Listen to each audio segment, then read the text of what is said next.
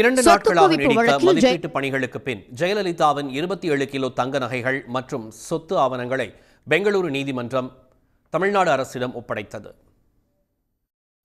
சொத்து குவிப்பு வழக்கில் ஜெயலலிதாவிடமிருந்து பறிமுதல் செய்யப்பட்ட 27 கிலோ தங்க நகைகள் 1526 ஏக்கர் நிலங்களின் ஆவணங்கள் கர்நாடக அரசின் கருவூலத்தில் இருந்தன. அவற்றை தமிழ்நாடு அரசிடம் ஒப்படைக்க பெங்களூரு சிறப்பு நீதிமன்றம் உத்தரவிட்டது.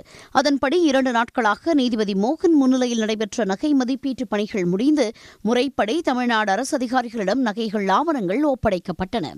ஒப்படைக்கப்பட்ட நகைகளில் ஜெயலலிதாவின் 1 கிலோ 200 கிராம் எடையுள்ள தங்க ஒட்டியானம், தலா 1 கிலோ தங்க கிரீடம் மற்றும் தங்க வாள், 60 கிராமில் தங்க பேனா, கைகடிகாரங்கள், ஜெயலலிதா உருவம் பொறிக்கப்பட்ட தங்க தட்டு உள்ளிட்டவை அடங்கும்.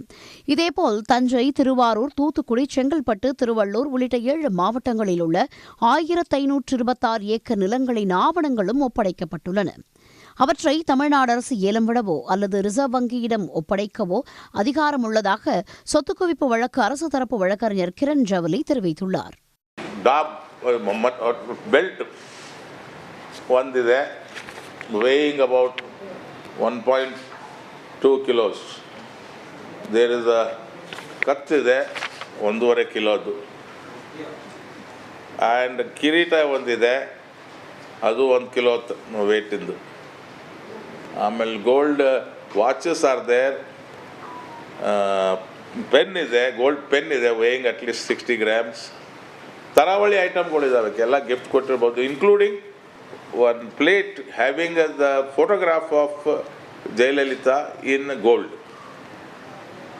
These various types of items are there.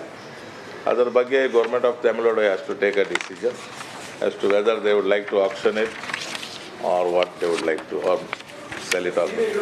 சொத்து குவிப்பு வழக்கில் பறிமுதல் செய்யப்பட்ட 10,18,78,571 ரூபாய் வங்கி வைப்புத் தொகை ரசீதுகள், 2,20,000 மதிப்புள்ள செல்லாத ரூபாய் நோட்டுகளும் தமிழ்நாடு அரசிடம் ஒப்படைக்கப்பட்டன.